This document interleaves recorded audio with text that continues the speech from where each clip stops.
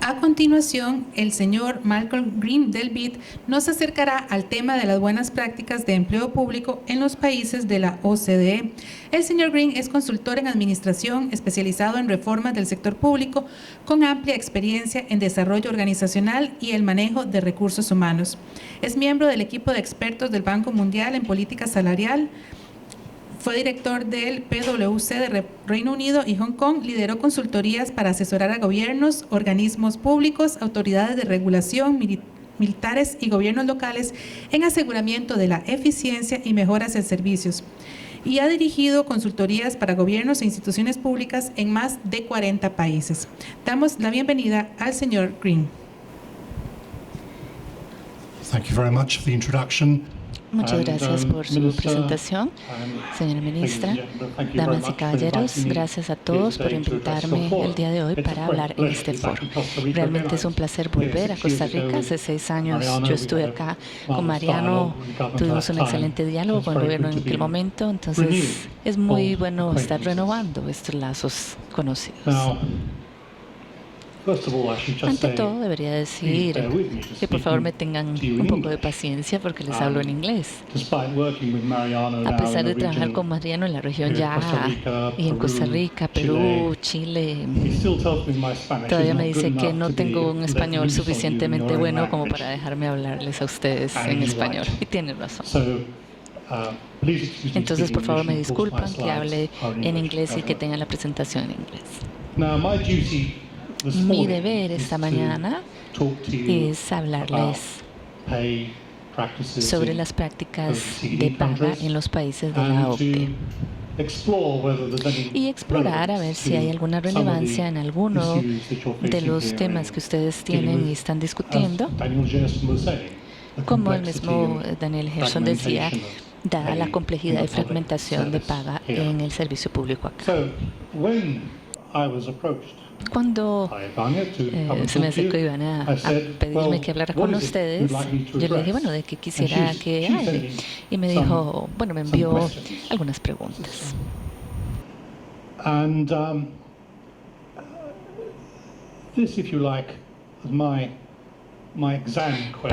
Estas son las preguntas que me dieron como de examen. ¿Cómo superar la desigualdad de pago debido a la fragmentación de los regímenes? ¿Qué espacio hay para la negociación colectiva si hay regímenes distintos? ¿Se debe tener solo uno o puede haber varios? Considerando lo que Daniel Gerson acaba de decirnos sobre el tema disciplinario y etcétera. ¿Y cuál sería la utilidad del pago de incentivos? Pero había más. ¿Se puede tener una sola ley marco o se necesitan muchas? ¿Cuáles son los subregímenes necesarios y cómo se pueden justificar? ¿Y es posible construir una escala salarial para todo el sector público? Esas eran mis preguntas de examen. Tengo apenas unos minutos para comentarles lo que yo creo serían las respuestas. Y al final me pueden decir si pasé el examen o no.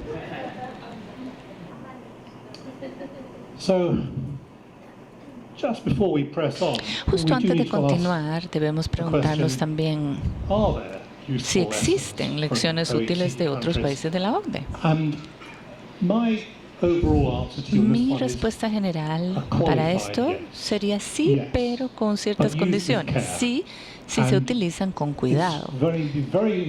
Es muy importante en todo esto que mantengan sus propios objetivos claros, muy claros, cuáles son los objetivos de Costa Rica en cuanto a políticas de pago. Y después se pueden considerar para ver si se pueden cumplir teniendo en cuenta alguna otra práctica disponible. Esto es porque los países de la OCDE definitivamente no siempre lo hacen bien, como veremos pronto. Una lección muy fuerte fue aprendida en algunos países de la OCDE hace poco tiempo. Y a la larga, lo que debo decirles también es que un buen resultado depende de buena política. Los sistemas buenos serían necesarios, obviamente, pero por sí solos no son suficientes si no se cuenta con buenas políticas. ¿Por qué les dije esta nota de precaución? Bueno, aquí tenemos un cuadro que nos muestra algunos países de la OCDE y su crecimiento en pago en el sector público y privado. ¿Cuánto ha crecido en el sector público y privado en los 10 años antes de la crisis financiera de 2008? Una de las cosas de la crisis fue como hacer una prueba de estrés a muchas de nuestras instituciones, tanto bancos como también gobiernos. Y algunos gobiernos fallaron esa prueba, la verdad. No voy a decir que esa es la única razón o el único motivo, pero es una parte importante de la explicación de por qué fallaron esos países. Nada más les quiero llamar la atención a Grecia, donde en los 10 años antes de la crisis, los salarios públicos aumentaron un 110% y los privados 62%. Irlanda parecido, ¿verdad? Irlanda 110 en el público y aumento de 60% en el privado. En otras palabras, tal vez estamos simplificando, ¿verdad? Y puede ser un poco una exageración, pero solo un poco. Esos países estaban pidiendo prestado para poder pagar esos aumentos en los salarios públicos.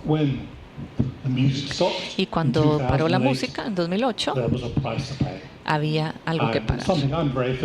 Y alguien que yo conozco muy bien, que yo trabajo con el FMI en Grecia por mucho tiempo en la reconstrucción de su autoridad fiscal, yo lo he visto de primera mano, los terribles daños que se han llevado a la economía y la sociedad griegas debido a esta mala gestión. Y por supuesto, me gusta, esta fue una portada del Economist justo después de la crisis. Una vez que uno saca algo mal, esto es lo que puede pasar. Y no queremos llegar a eso.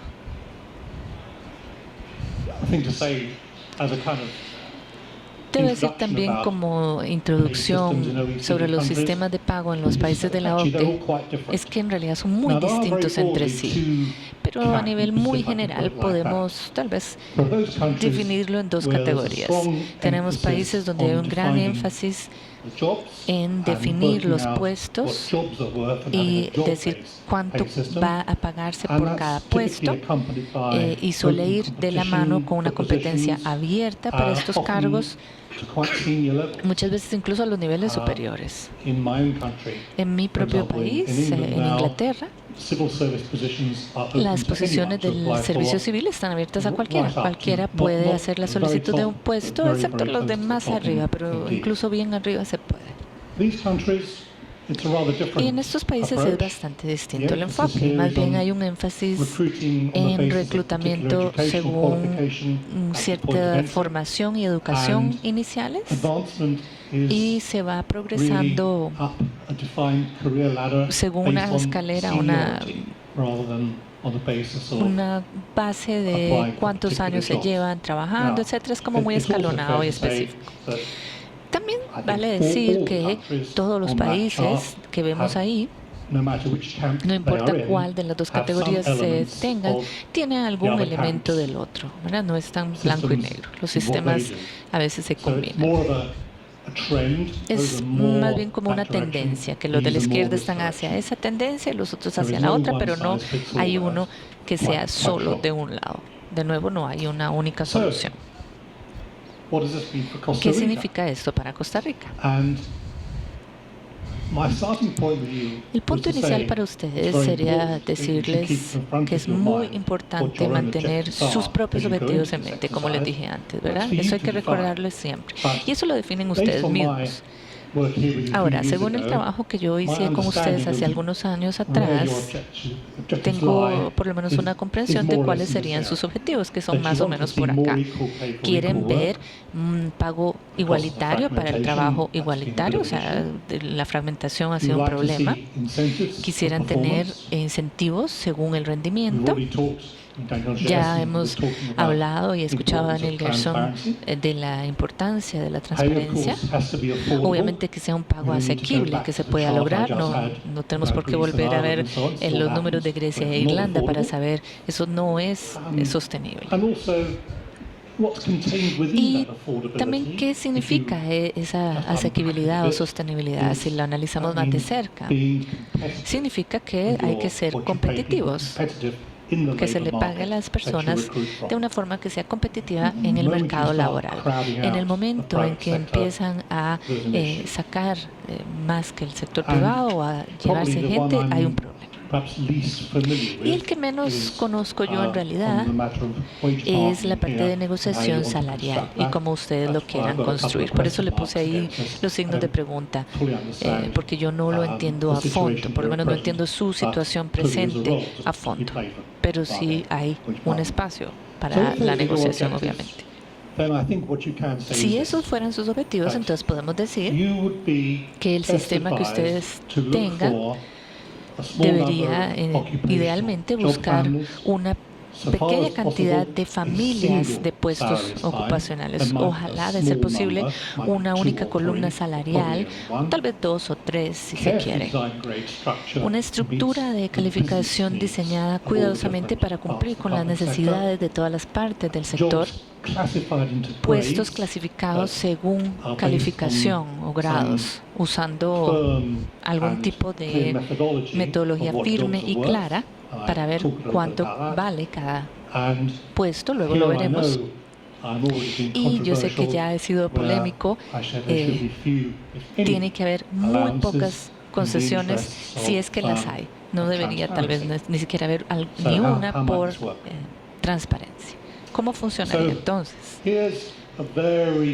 Aquí tenemos una configuración bastante típica de los países que estaban a la izquierda en la primera lista que les mostré antes. Esos países lo que hacen es definir los puestos públicos en lo que yo he llamado familias de puestos, puestos y trabajos parecidos que tienen una estructura de carrera similar, procedimientos disciplinarios parecidos, requisitos de carrera, etcétera, parecidos. Entonces sería más o menos así. Tendríamos una del grupo administrativo y profesional, el Poder Judicial, profesionales de la salud, docentes y los servicios uniformados, que aquí serían policías y policía penitenciaria, etc. Esa podría ser una estructura típica.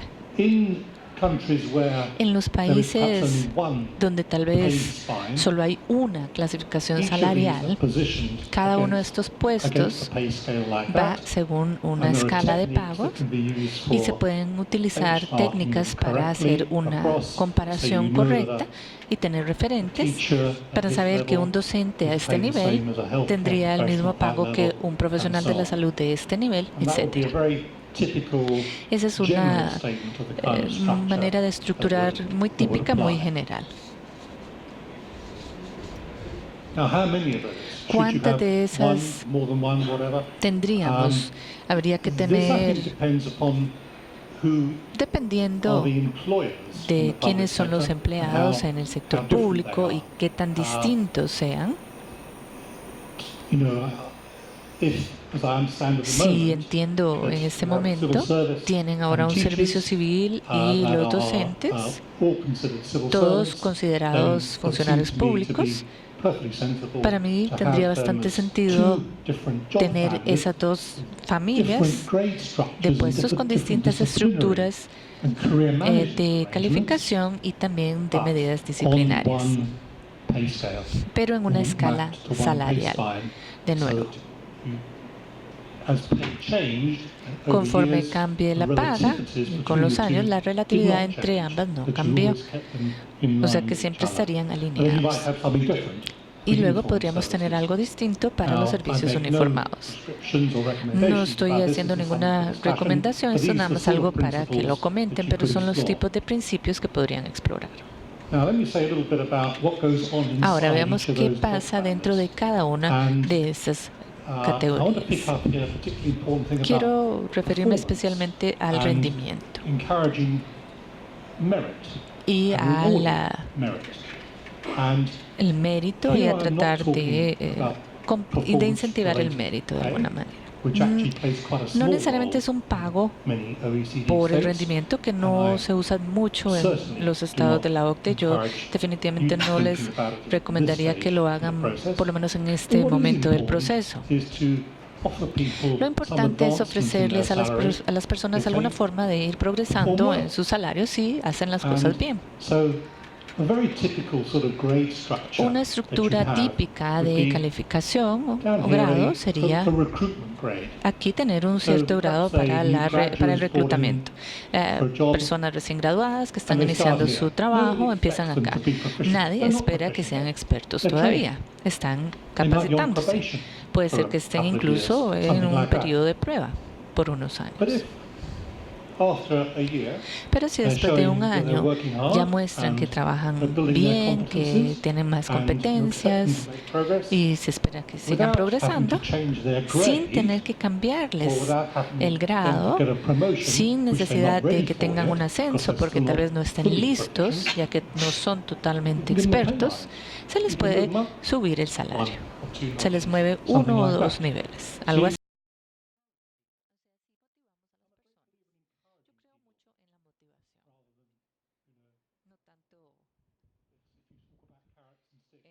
Si volvemos a la zanahoria y el palo, pues yo prefiero la zanahoria. Ya una vez que alguien llega a un cierto nivel de experiencia, podemos decir que ya está rindiendo a todas las tareas normales bien de su trabajo, lo hacen sin supervisión. Ya llega el momento entonces en el que se puede dar un ascenso a este nivel, donde ya tienen un conocimiento básico del puesto, por así decir. Y lo mismo puede seguir hacia arriba. Conforme la gente se va poniendo más experta en una tarea, puede ir teniendo tareas más complejas. Entonces yo apoyo mucho el sistema de grados o calificación, que no son puntos de pago único, sino que son una escalera, para que así la gente pueda ir moviendo y avanzando hacia arriba, siendo recompensados según sus mayores competencias, su experiencia y cuando demuestren que pueden hacer tareas más complejas. Esta es una estructura de grado típica, la tomé de una organización en Europa con la que he trabajado. Y no puedo darles el nombre, perdón, pero esta abarca una gran cantidad de personal administrativo y profesional. Pueden ser ingenieros, planificadores,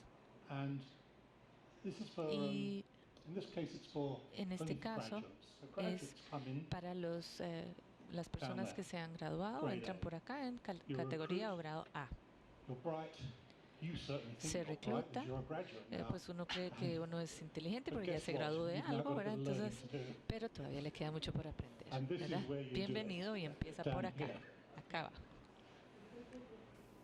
And they have a structure where they expect graduates to be down here for 2 to 3 years, something like that.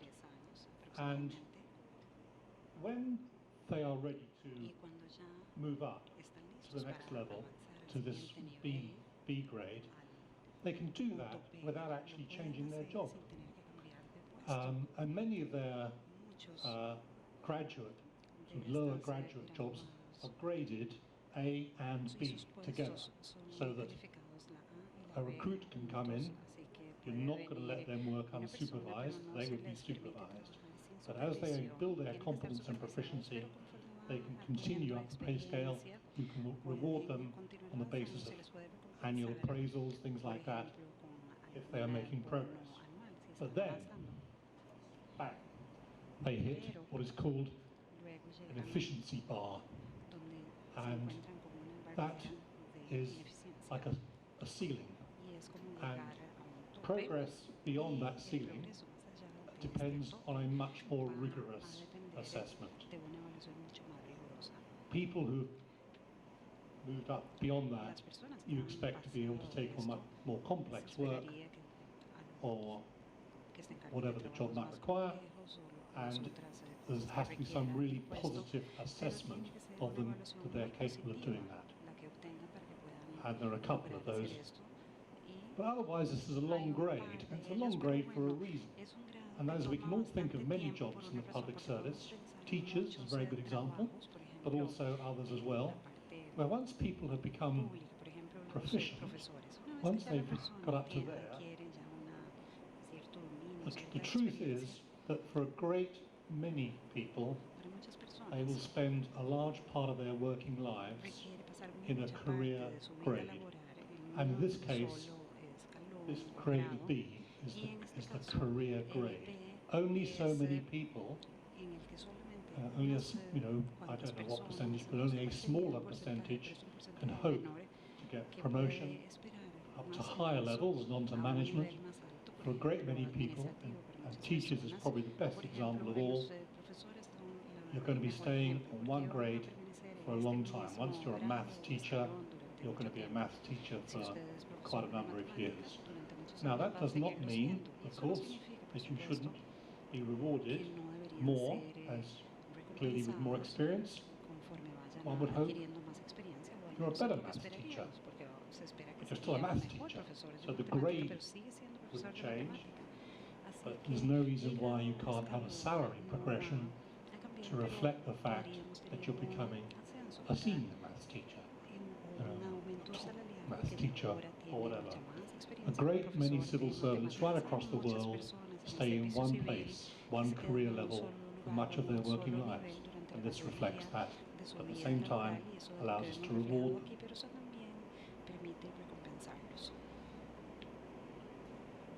This is exactly what I was saying. This is taken from another organisation I've been working with precisely with their teaching grade, where they bring in trainee teachers. These are pay points over here. Each of these numbers relates to a particular level of pay, and trainees come in down here. Once they're proficient, they can come up onto the longer grade. Well, that's actually where they're going to be spending most of their working lives, albeit allowing them to move up a ladder, providing they are showing good performance. If they're not showing good performance, it's a different story. You don't move them up the ladder. But if they are showing good performance, good teachers, taking on more responsibility, they can move up the pay scale.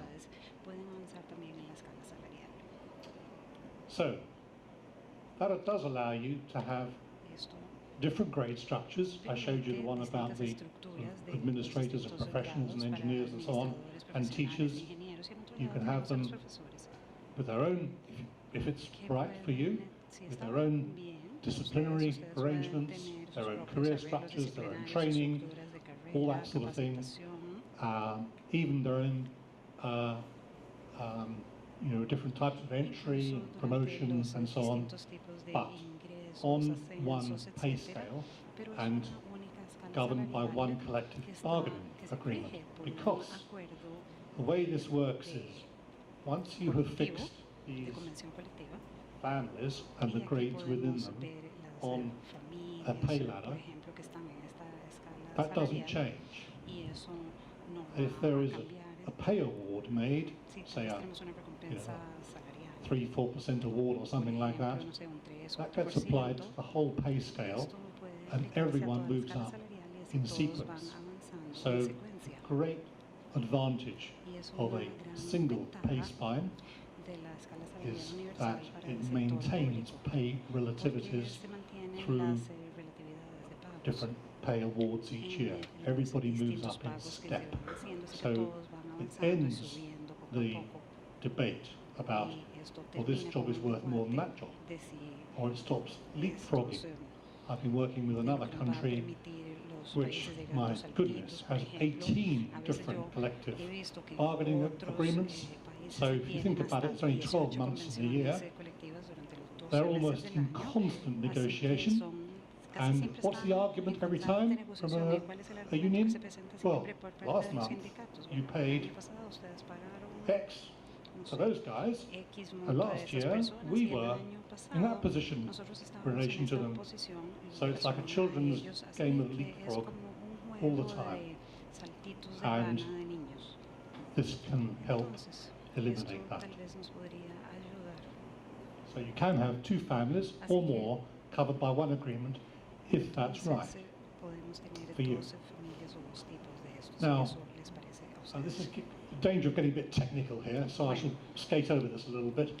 All this only works if you have a system of job evaluation, which, putting it at its simplest, is a method of determining systematically the relative importance of a number of different jobs.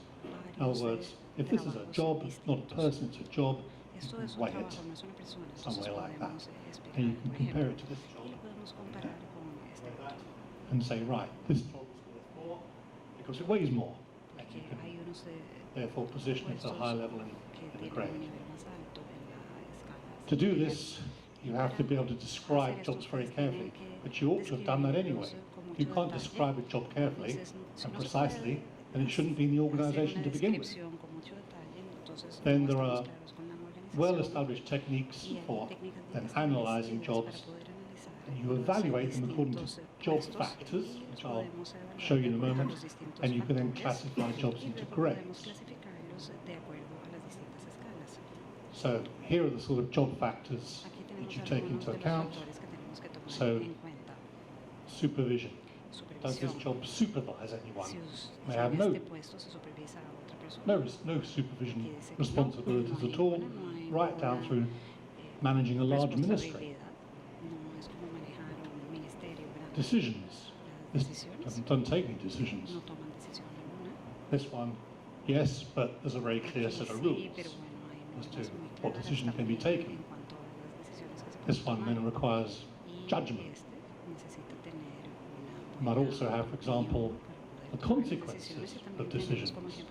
So, if someone here gets a decision wrong, what's the worst thing that can happen? Probably not too bad. If you come down here, they get it wrong, could be quite serious. So that would be a job factor. Complexity. From simple, repetitive work right through to dealing with issues of national policy and national importance. You use these kind of job factors to evaluate jobs, to weigh them, to classify them, and produce a grade structure that supports that business need. So this is another country I've worked with. We actually organised all jobs. So we organised them, they organised them. Having scored them by those kind of factors, everybody fell quite distinctly into these 7 grades based on those are the sorts of jobs that were sort of typical of each grade. And then the grade you go, of course, then determines the pay you get. I'm not going to say very much more about job evaluation. It's a rather dry subject, but I'm very happy to take questions afterwards. This is another country I've worked with, where then having got all our grades sorted out, we had this structure. And this was the administrative grades. These were teachers. The teachers didn't start quite so high, because of course they don't. If you're a head teacher of a college or something, you're clearly not going to be doing the same level job as someone, you know, the Director General of the Ministry of Economy or something like that. The judiciary, on the other hand, High Court judges, they're only up there. That's where they start and finish, at the top. but all were matched to a single pay spine. And any changes in rates of pay were simply multiplied across all of them. And so there was never any argument anymore about relativities. How do you create that central pay spine? I suggest I really need more than about 100 pay points, probably a bit less than that actually. And you need to determine what your highest and lowest salaries are going to be, and only when you've done that can you start to think about what the salaries in between are going to be. But that comes back to something I was talking about just now, which was keeping pay competitive in the economy. And one of the advantages, let me just go back to classifying jobs in these kind of grades, is you can find them in the private sector. Perhaps not all of them, but a great many of them you can find pretty much local jobs in the local private sector in any country. So having done that, some kind of pay survey, find out what's the going rate for a job, allows you then back here to work out where you're going to position people on the pay scale in the light of whatever your objectives are for pay policy. How do you want to position public pay? It's normally important at junior levels. People know very clearly what the going rate for a clerk or administrator is, and often if I'm asking my advice, I say, down here you should be aiming to pay the market rate for a job. Whether these kind of jobs, whether they're in the public sector or private sector, doesn't matter. You should be seeking to pay that rate for the job. Up here, it's a bit more complicated. You want to attract quality people, but on the other hand, you don't want to be taking qualified senior people out of that part of the economy which generates the wealth, which pays for all this. So it takes a little bit more thinking about how you position pay at those levels. Now, what are the components of pay? I'm a firm believer that basic pay should equal 100%, or as close to 100% as possible of total pay, with very few, if any, allowances. Allowances are a distortion. That's the beginning and the end of it. They distort pay. If you're going to go through all of that exercise I talked about just before, about getting your job families correct, and the ranking of jobs correct, and the grading of jobs correct, once you introduce allowances into that system, you will immediately introduce a distortion. There therefore needs to be a very good reason for introducing a distortion. And there are good reasons, but not many of them. And when you look at OECD countries, you find that in a great many cases, pay is 100% of what people earn, or very close to 100%, with no allowances.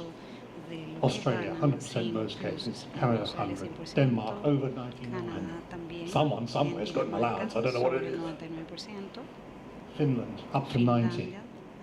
Iceland, small country, there you are, 100%. Down here, my own country, 100% except for certain police officers. US, 100%. Just don't have them. The only reason for having allowances is to solve a temporary problem. If, for example, you've got a school in a remote location, it's difficult to get a teacher to go there, you might say, well, look, we'll pay someone an extra allowance. So they go, but only while they're there. When they come back to another school in the city, end of allowance. If you're having difficulty hiring IT professionals, because most places in the world I go to, you pay a premium for IT professionals. Well, you might do that here, profesionales, pero bueno, perfectly sensible. Hay cosas que temporary or designed to solve a specific problem should not be part of the general scheme of pay. I'm just coming now to the closing part of my presentation to you. Who should be included in this? Because one of my exam questions was about the scope for. I apply two tests normally. Is the service in public ownership, and is it financed wholly or mainly from taxpayers? If it is, government really has got to control pay. Now, I know from my previous experience here that you've got some agencies outside of ministries who have a certain level of autonomy in setting pay. I must say I had a little bit of a question mark in my mind when I looked at those about whether you'd quite got the right arrangements for setting pay in those organisations. I thought that's something to be looked at. You exclude state-owned enterprises. Exactly as Daniel Gerson just said, government's a shareholder. It's not there as a manager. And these are self-financing operations, and it's quite different. MPs being part of, just in classic kind of political theory, a different part of government, legislative branch rather than executive branch, therefore not part of the executive pay structure. But many countries position MPs' pay against a similar, against a particular position in the executive, and that seems to me perfectly sensible. You do have public bodies outside of the civil service for a very good reason. That's to very often these to be regulatory or expert bodies which have to be positioned at arm's length from government. If they are financed from taxation, then they should be subject to, in my opinion, they should be subject to overall financial control by government, because that is the burden on the taxpayer. And the Ministry of Finance or whatever the central agency is, its first responsibility is to the taxpayer, to control public funds. But what I would say is this, and there are some very interesting models to look at around the world of exactly how you manage that relationship with a body which is at arm's length. And very often you'll want to give them a greater delegated authority, greater freedom to manage things in a certain way. That doesn't mean that you cast them adrift under the ocean, let them go whichever way they want. You need to find an appropriate relationship with them, and there's some very interesting work on that done in several countries now. I'll be very happy to talk about that afterwards. But the heart of it is to have some broad financial and operational framework agreement in place within which delegation is allowed, but only to a point. Finally, you've asked about legal framework and can you have one law? And, I'm sure you can. I think you probably want some particular, within one comprehensive framework, then some specialist sub-laws isn't quite the right term, you know what I mean, but some separate sections which could deal with specific job families. I think that's plenty of examples of that. And what would all this do for you? And if it doesn't do these things, then it's not working. This is a test, really. It's got to give you better control of the wage bill, so you never get in the situations of the Greece and Ireland and people like that. My view, and I think you'll hear it from the OECD, equal pay for equal work, and that, of course, has several meanings. It does mean that people doing the same job should get the same pay, but also it must include gender equality as well, and inclusiveness that Daniel spoke about. Incentives for career progression, if you've got those ladders of pay points, that allows people to move up the scale if they're showing good performance. I'm not an enthusiast with bonuses and things like that, because I think they can cause difficulties themselves. But just having a career ladder to say to people, look, you can see, you perform well, you become proficient, you can move up. You don't need to wait for a vacancy or a promotion. Having something like this is simple and transparent and respects privacy, because all you have to do is to publish the pay spike and the particular pay points that relates to each individual grade. And then within that, of course, you'd have not revealed precisely what every single individual is earning, but what we do know is a grade B or a grade C, whatever it is, and a grade B earns between that minimum and that maximum. That can be published, can be put on websites, and it's completely transparent. And if you have no allowances, there'll be no hidden distortions. That will be what people earn. Finally, this is much simpler system. One of the things which Mariana was talking about is that in general in this region, pay systems are quite complex. Like everything in life, complexity adds cost. No question about it. And a simpler pay system will be easier to administer and cost less. Thank you very much. I hope you feel I've addressed the exam questions. Thank you.